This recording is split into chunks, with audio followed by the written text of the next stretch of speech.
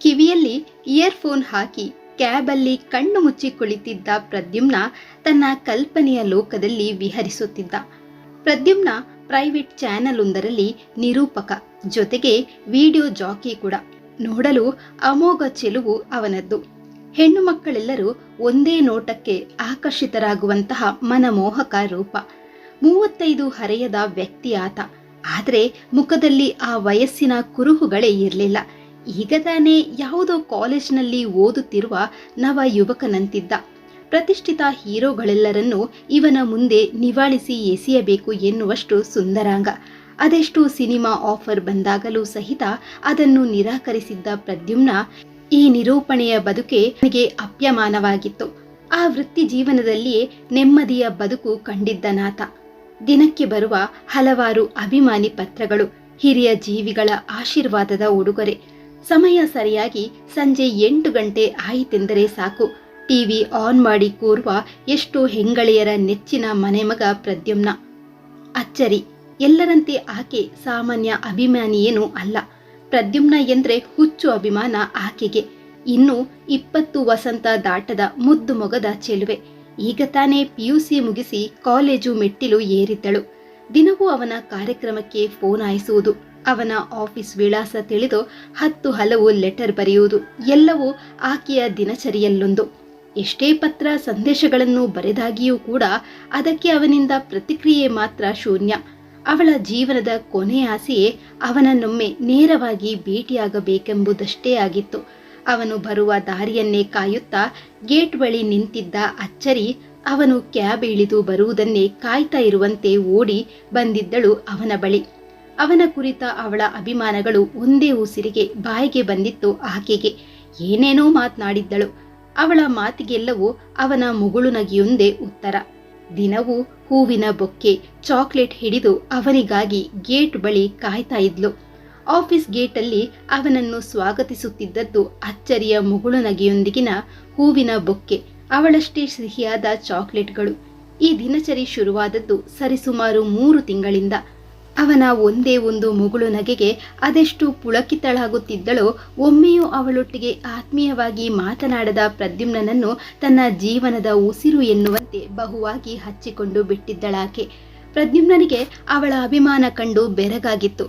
ಒಂದು ದಿನವೂ ಮಾತಾಡಿಲ್ಲ, ಬರೀ ನನ್ನ ಮುಖದಲ್ಲಿನ ನಗುವ ನೋಡಲು ದಿನವೂ ಬರುತ್ತಲ್ಲ ಈ ಹುಡುಗಿ.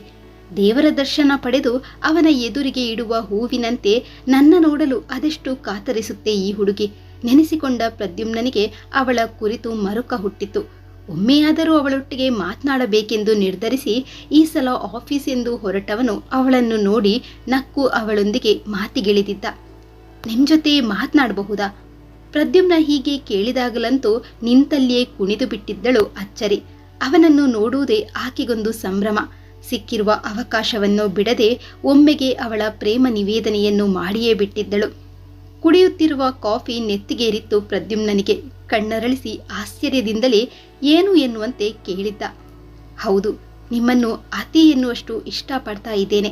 ನೀವಿಲ್ಲದೆ ನನಗೆ ಬದುಕೇ ಇಲ್ಲ ಎಂದು ಅತ್ತಾಗಲಂತೂ ಪ್ರದ್ಯುಮ್ನನ ಕೋಪ ನೆತ್ತಿಗೇರಿತು. ಕೋಪದಿಂದ ಅಲ್ಲಿಂದ ಎದ್ದು ನಡೆದಿದ್ದ.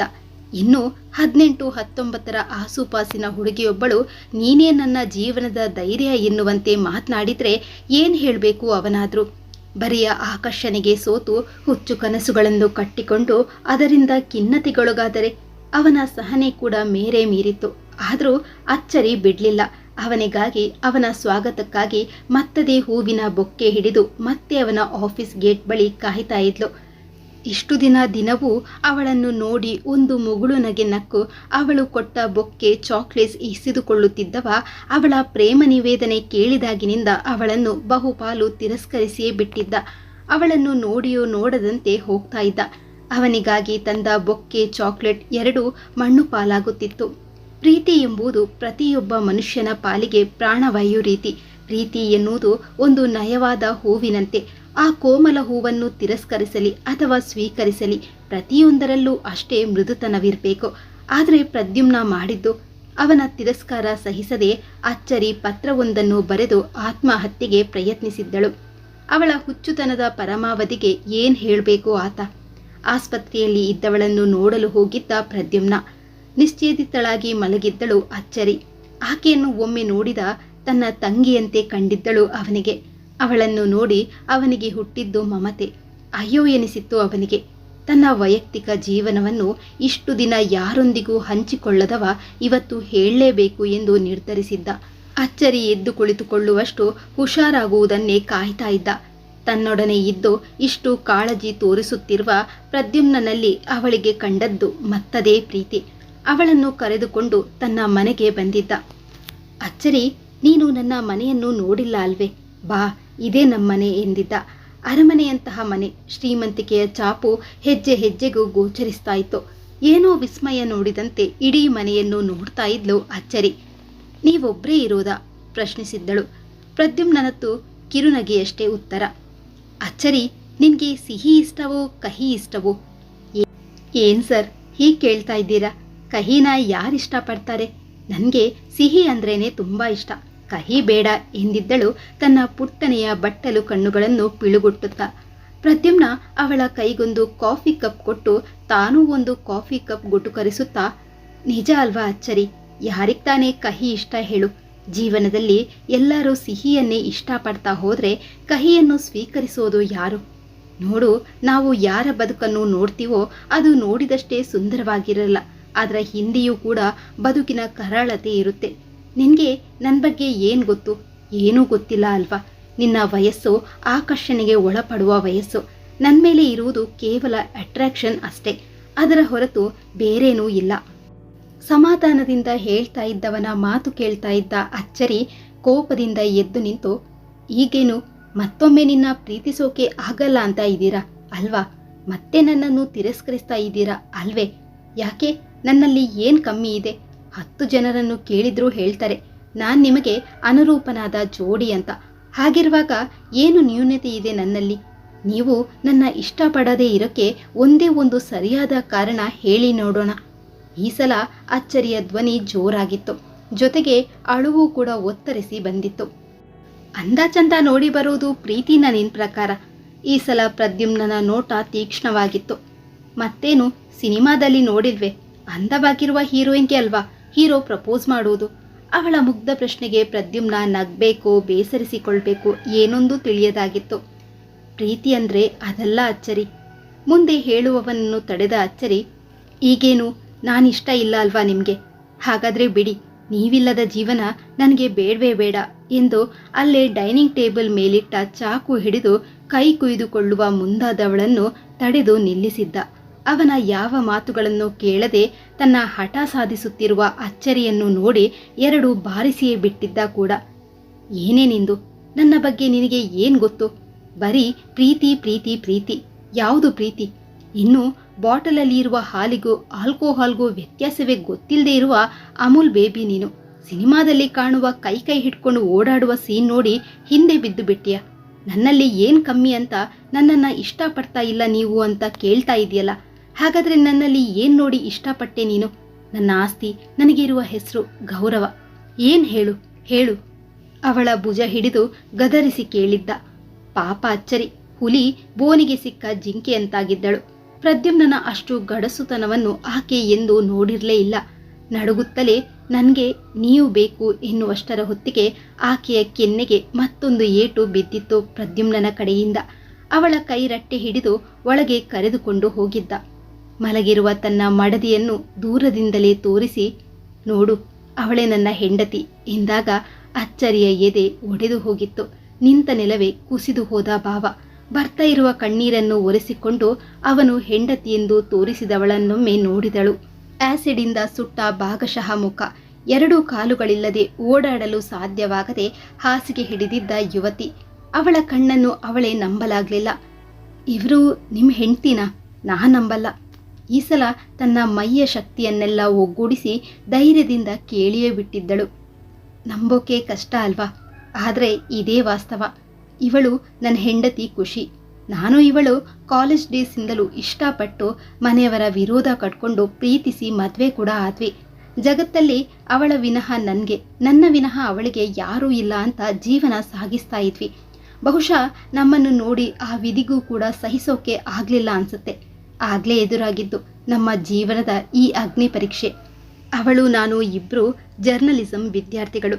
ಪ್ರತಿಷ್ಠಿತ ಸುದ್ದಿ ಪತ್ರಿಕೆಯೊಂದರಲ್ಲಿ ಅವಳು ಪತ್ರಕರ್ತೆಯಾಗಿ ಕೆಲಸಕ್ಕೆ ಸೇರಿದ್ಲು. ಖುಷಿ ಯಾರಿಗೂ ಹೆದರುವ ಜಾಯಮಾನದವಳೇ ಅಲ್ಲ.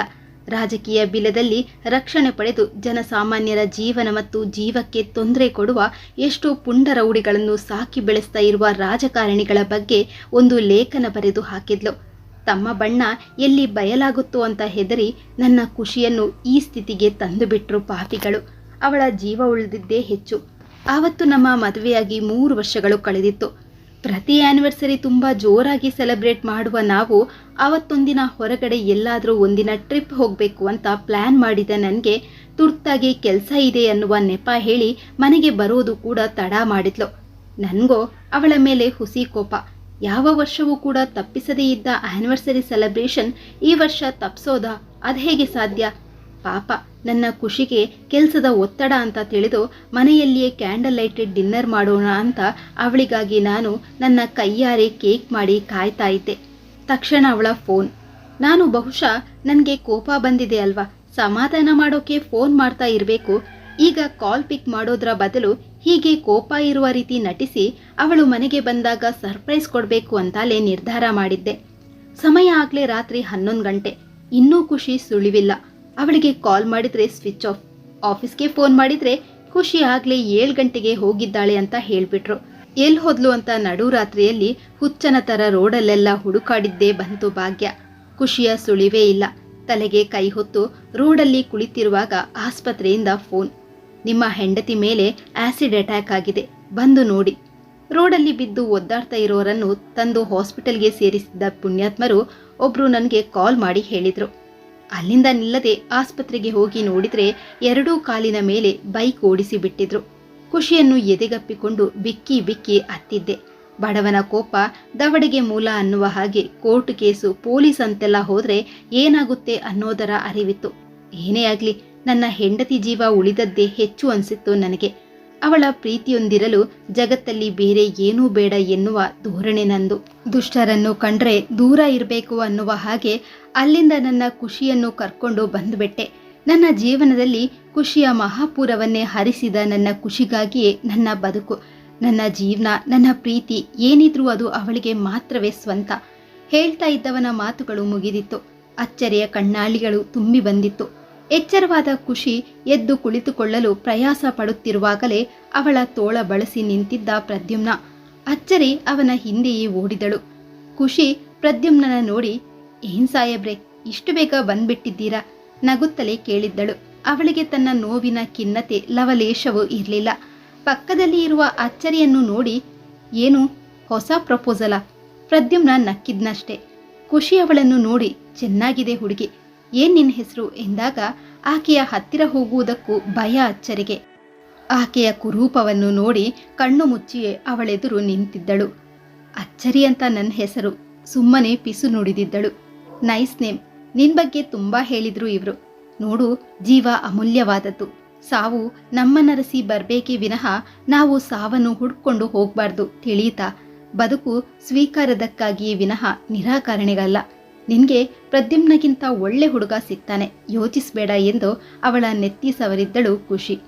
ಅಚ್ಚರಿಯ ದುಃಖದ ಕಟ್ಟೆ ಓಡಿದಿತ್ತು. ಖುಷಿಯ ಕೈ ಮೇಲೆ ಪ್ರದ್ಯುಮ್ನನ ಕೈ ಇರಿಸಿ, ನೀವು ಯಾವತ್ತೂ ಹೀಗೆ ಇರಿ, ನಿಮ್ಮ ಮೇಲೆ ಯಾರ ದೃಷ್ಟಿಯೂ ಬೀಳದೇ ಇರಲಿ. You are great sir. ಮತ್ತೊಮ್ಮೆ ನನ್ನ ಕಣ್ಣಿಗೆ ಇಷ್ಟು ಮುದ್ದಾಗಿ ನೀವು ಕಂಡ್ರೆ ನಾನೇ ಓಡಿಸ್ಕೊಂಡು ಹೋಗಿ ಮದುವೆ ಆಗ್ಬಿಡ್ತೀನಿ ಅಷ್ಟೇ. ಜೋಪಾನ ಮಾಡಿ ನಿಮ್ಮ ಯಜಮಾನರನ್ನು ಎಂದು ನಗುತ್ತಲೇ ಹೇಳಿದ ಅಚ್ಚರಿಯ ಮನಸ್ಸು ಭಾರವಾಗಿತ್ತು. ಅಲ್ಲಿಂದ ಭಾರವಾದ ಹೆಜ್ಜೆ ಇಡುತ್ತಾ ಮನೆ ಸೇರಿದ್ಲು. ಈ ಕತೆ ನಿಮಗೆ ಇಷ್ಟ ಆಗಿದೆ ಅಂತ ಅಂದ್ಕೊಂಡಿದ್ದೀನಿ. ಇಷ್ಟ ಆಗಿದ್ರೆ ವಿಡಿಯೋಗೊಂದು ಲೈಕ್ ಹಾಗೂ ಕಮೆಂಟ್ ಮಾಡೋದನ್ನ ಮರಿಬೇಡಿ. ಹಾಗೆ ಪ್ಲೀಸ್ ಸಬ್ಸ್ಕ್ರೈಬ್ ಕೂಡ ಮಾಡ್ಕೊಳ್ಳಿ. ಧನ್ಯವಾದಗಳು.